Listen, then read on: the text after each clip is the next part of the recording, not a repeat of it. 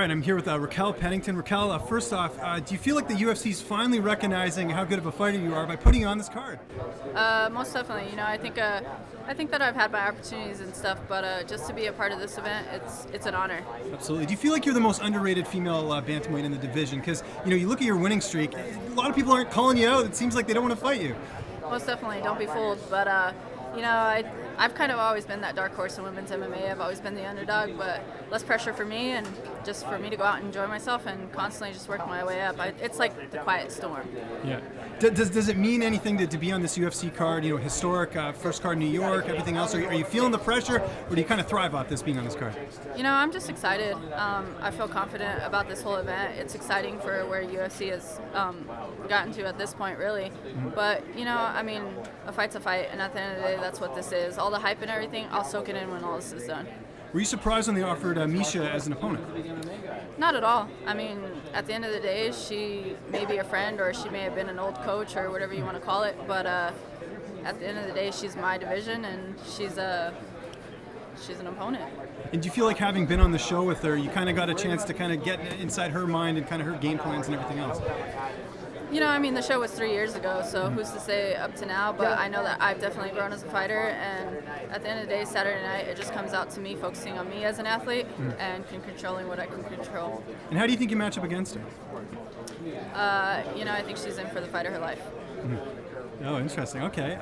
What were your thoughts on her performance against Amanda Nunes? Do you think she just had an off fight, or do you feel like there's just a different level as far as the tier goes in bantamweight? You win some, you lose some, but I think a lot of people they don't really pay attention to some of the athletes around here, including myself.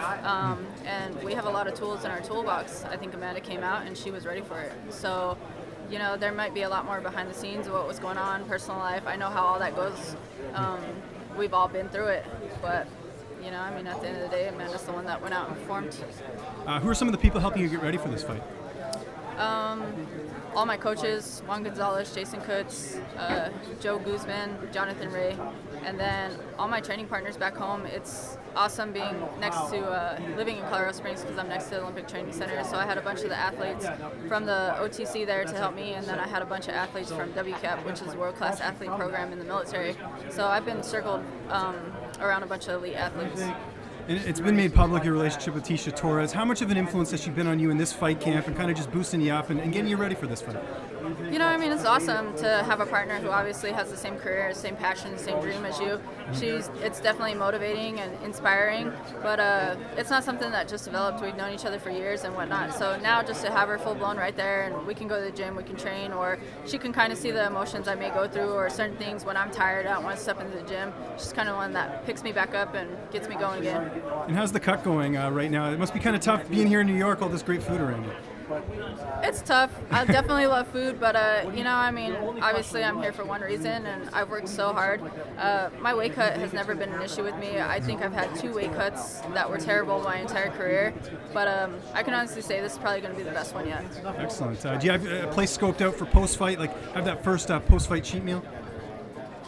I don't. I haven't thought that far ahead. All I'm focused on right now is knocking out all the media stuff and getting my hand raised on Saturday. Where do you think a win over Miesha Tate puts you in the division? Does it put you right up for the title?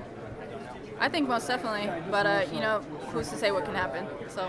How do you see this fight ending on Saturday? A fight's a fight. You can't really predict it, but I just see my hand being the one getting raised. Where can people get a hold of you on social media? And if you got any thank you, shout-outs, sponsors, anything like that, where can people find that? You guys can find me on Facebook. My fan page is Raquel Pennington. I have Twitter, which is Raquel P MMA. Instagram, Raquel_Pennington. I'm constantly on there trying to personally interact with my fans.